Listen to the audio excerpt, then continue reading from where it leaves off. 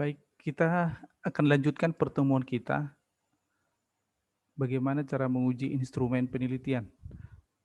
Kalau pertemuan sebelumnya kita sudah melakukan uji validitas. Nah, untuk yang berikutnya kita akan melakukan uji reliabilitas. Nah, kita lihat apa pendapat Ghazali tentang reliabilitas. Bahwa dia menyatakan reliabilitas adalah alat untuk mengukur suatu kuesioner atau instrumen yang merupakan indikator dari perubahan. Apa syarat, suatu kuesioner itu atau instrumen itu disebut reliable? Nah, itu apabila seseorang yang melakukan, pernyataan itu harus konsisten atau stabil dari waktu ke waktu. Kemudian kita lihat lagi pendapat dari, Mas Ri Singarimbun. Dia menyatakan bahwa reliabilitas adalah indeks yang menunjukkan sejauh mana suatu alat ukur dapat dipercaya atau dapat diandalkan. Atau bisa juga kita, buat dengan pengertian yang lain bahwa reliabilitas menunjukkan konsistensi suatu alat pengukur ketika melakukan, pengukuran dengan kondisi atau gejala yang sama. Baik, bagaimana batasan atau syarat, suatu instrumen itu disebut, reliabilitas atau reliable? Kategorinya seperti ini, ya apabila nanti R hitungnya lebih besar sama dengan 0,7, maka ini kita sebut dengan istilah, reliable, sedangkan kalau lebih kecil sama dengan 0,7, maka ini disebut, tidak reliable. Nah kemudian, bagaimana cara mengukurnya atau metode apa yang harus kita gunakan? Nah banyak metode yang dipakai untuk mengukur. Nah, tapi dalam pertemuan ini kita hanya membahas, cukup 2 aja, yaitu metode KR20 dan metode Alpha Cronbach. Nah, kita lihat KR20 atau, Kuder-Richardson. Ini KR20 lebih cocok dipakai apabila nanti soalnya itu adalah pilihan berganda atau dengan pemberian skor 1 dan 0. Itu lebih pas atau lebih cocok. Nah, rumus yang kita pakai ya RI sama dengan K buka kurung K dikurang 1 ya kan dikalikan dengan varians total dikurangi dengan sigma PI kali KI dibagikan dengan varians dikuadratkan. K itu sama dengan jumlah item atau jumlah soal. PI sama dengan proporsi subjek atau proporsi daripada orang yang menjawab soal yang benar. Q itu adalah proporsi subjek atau responden yang menjawab soal salah. Atau bisa juga nanti kita buat bahwa Q itu sama dengan 1 kurang PI. ST kuadrat itu sama dengan varians total. Nah, varians bisa kita cari dengan sigma daripada XT dikuadrat dikurangi dengan sigma XT dikuadratkan dibagikan dengan N, baru dibagikan dengan N. N di situ adalah menyatakan jumlah responden. Oke, kita lihat contoh. Kita coba menguji apakah ini reliable atau tidak. Nah, ada suatu instrumen yang jumlah butirnya atau jumlah soalnya 12. Kita lakukan uji coba terhadap 10 responden. Maka kita lihat sebaran angka yang ada di layar. Oke, sekarang kita akan melakukan pengujian. Langkah yang harus kita lakukan, ya kita coba dulu dengan cara manual menggunakan rumus, maka kita harus menggunakan tabel bantuan. Tujuannya untuk memudahkan kita, mempermudah ya untuk melakukan operasi perhitungan. Nah, yang pertama seperti ini, seperti yang kita lihat ya. Dari tabel itu, maka kita lakukan pengolahan. Nah, ya. Yang pertama kita masukkan dulu, kita mencari dulu berapa skor totalnya. itulah XT-nya. Skor total itu didapat dengan cara menjumlah angka 1 tambah 1 tambah 1 tambah 1 tambah 0 tambah 1 tambah 1 tambah 1 tambah 1 tambah 1 tambah 1 tambah 1. Maka dapatnya adalah 11. Nah, demikian juga nanti untuk responden nomor 2. Jumlahkan semua, maka nanti dapatnya adalah 10. Nah, itu kita lakukan sampai dengan responden nomor 10. Nah, kemudian langkah berikutnya adalah kita menjumlahkan.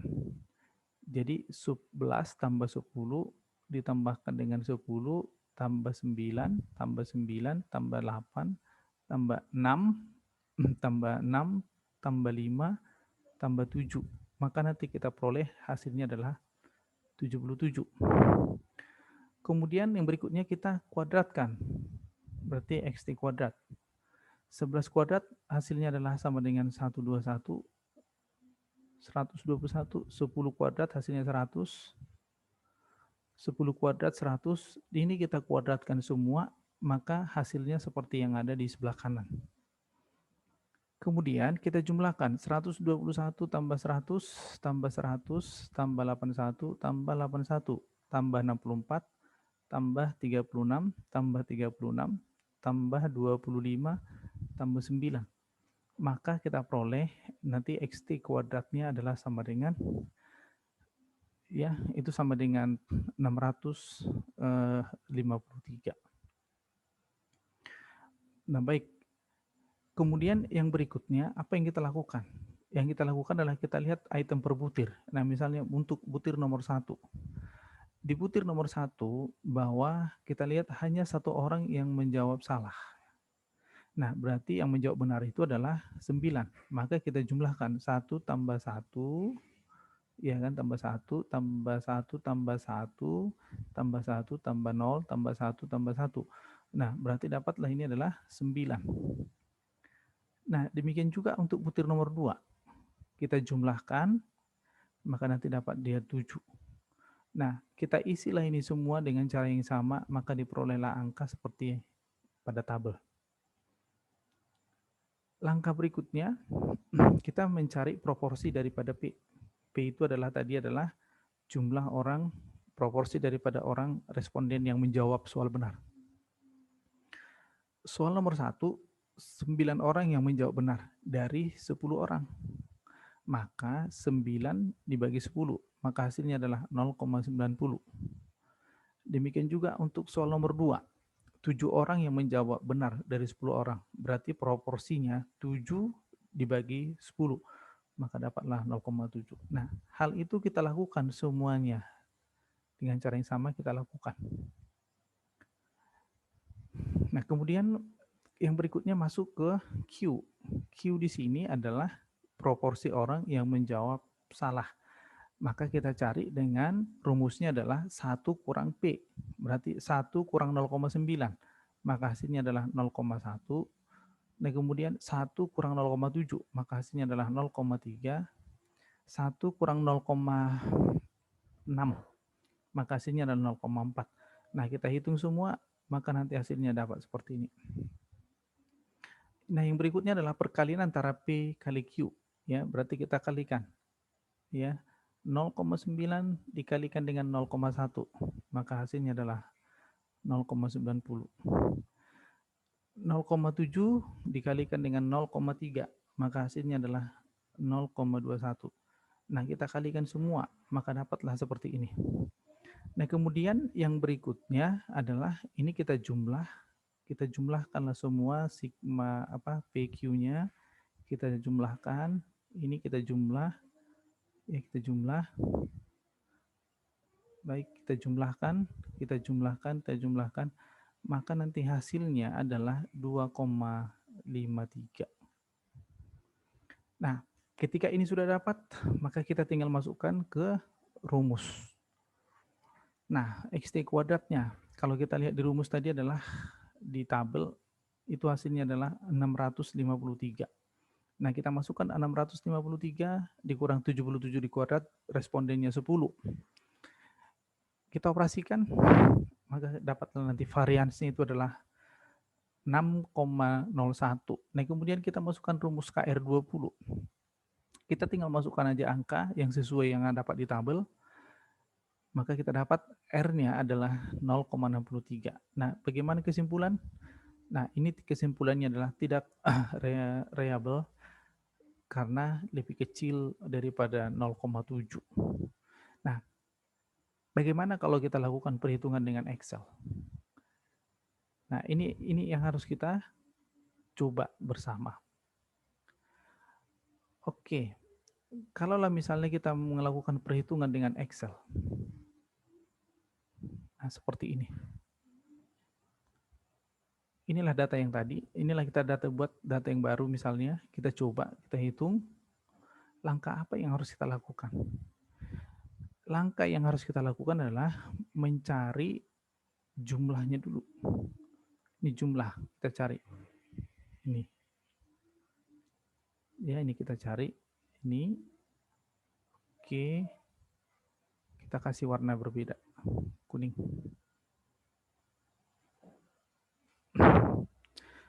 Bagaimana cara mencarinya? Jumlahnya itu adalah menjumlah skor butir yang dijawab oleh Kristina. Berarti 1 tambah 1 tambah 1 tambah 1 tambah 0 tambah 1 tambah 1 tambah 1 tambah 1 tambah 1 tambah 1 tambah 1. Berarti hasilnya ini sama dengan.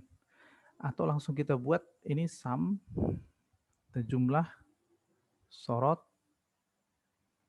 Nah, tutup kurung. Maka dapat dia adalah 11.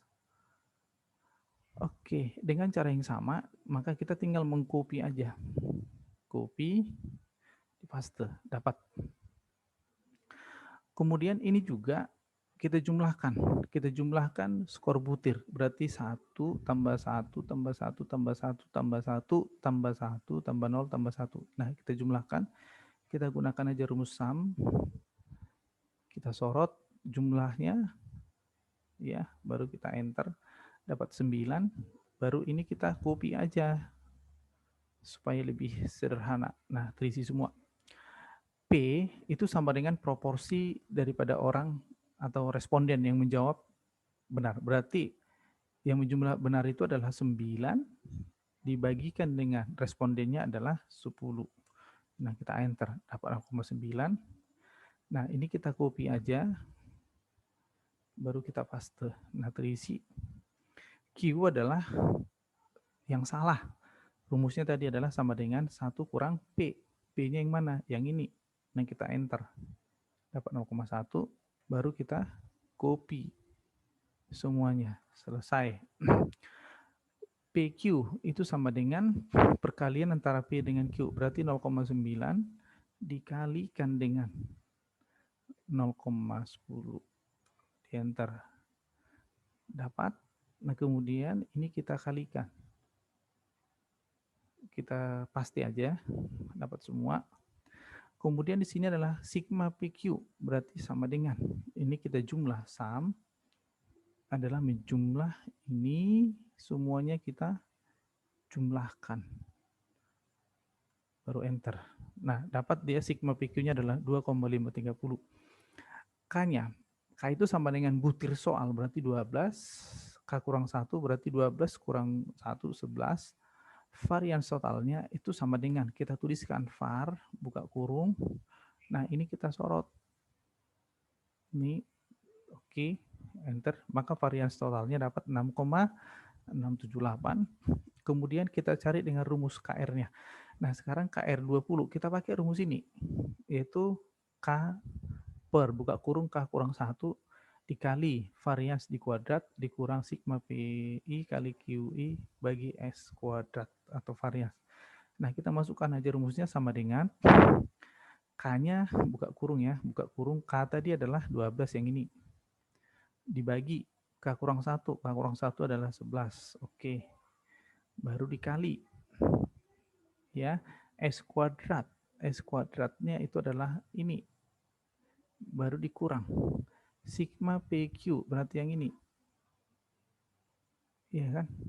Tutup kurung, baru dibagikan dengan variansnya lagi. Ini. enter. Dapat dia 0,678. 0,678 lebih kecil daripada 0,7, berarti kesimpulannya adalah tidak ini. Nah, tidak reliable. Nah, ini caranya dengan menggunakan Excel. Oke. Baik, itu adalah dengan menggunakan rumus KR, ya, menggunakan rumus KR20. Baik, kemudian yang berikutnya, yang kedua adalah menggunakan alpha Cronbachs. Nah, ini instrumen yang cocok diujinya adalah apabila merupakan essay test atau juga menggunakan skala yang skala Likert, yaitu misalnya sampai skala 4 atau mungkin lebih. Maka kita gunakan adalah alpha Cronbachs. Nah, rumusnya adalah RAC alpha Cronbachs itu sama dengan K buka kurung K kurang 1 dikali 1 kurang sigma daripada butir soal. Ini varians butir dibagikan dengan varians totalnya. Ya, K itu sama dengan jumlah item, jadi sigma tau B kuadrat itu sama dengan, itu menyatakan jumlah total varians per butir, sedangkan tau T kuadrat itu sama dengan varians total. Nah, langsung aja kita lihat bagaimana cara menghitungnya. Langsunglah kita lihat dengan menggunakan Excel. Ya, kita tidak usah lagi dengan cara manual, tapi langsung kita coba dengan cara Excel. Baik, kita coba di sini adalah dengan cara Excel. Nah, ini contohnya data. Ini ada 15 yang butir soal dan yang menjawab itu ada 10. Datanya sudah ada, maka kita tinggal mengolah dengan cara yang sama seperti yang tadi. Kita buat di sini menjumlah ya, sum. Kita sorot Q tambah dapat 35. Nah, dengan cara yang sama tadi, ini kita copy ke bawah. Nah, dapat hasilnya. Varians butir. Langsung kita buat sama dengan var butir. Berarti kita sorot dari atas sampai ke bawah, ya, baru kita enter. Dapat dia 0,54. Nah, kemudian untuk menghitung seterusnya, kita tinggal di copy aja. Nah, dia akan menghitung otomatis. Nah, kemudian sigma varians total butir. Berarti sama dengan, ini kita buat aja sum, buka kurung, kita jumlahkan ini semua. Ini, oke, kemudian dapat adalah 15,71. K di situ adalah 15, K kurang 1, 15 kurang 1 berarti 14. Varians total, ini sama dengan var, buka kurung, total, berarti yang jumlah. Ini, nah kita tutup, enter, dapat 94,178. Kemudian bagaimana rumus alpha Cronbachs? Sama dengan, nah lihat, K per K kurang 1, berarti buka kurung. K-nya adalah 15, berarti yang ini, per K kurang 1 adalah 14, berarti yang ini, nah tutup kurung baru dikali. Buka kurung. 1 kurang. Oke, ini 1 kurang, berarti 1 dikurang. Sigma butir, varians butir di kuadrat, berarti yang ini. Ya, berarti kita buka kurung dulu. Ya, kita buka kurung. Berarti ini bagi dengan varians totalnya, ini baru ditutup kurung. Habis, enter. Maka dapat 0,893. Kesimpulan, 0,893 lebih besar daripada 0,7, maka kesimpulannya adalah reliable. Baik, demikianlah cara untuk melakukan pengujian instrumen dengan menggunakan KR20 dan alpha Cronbachs. Sampai sekian, terima kasih.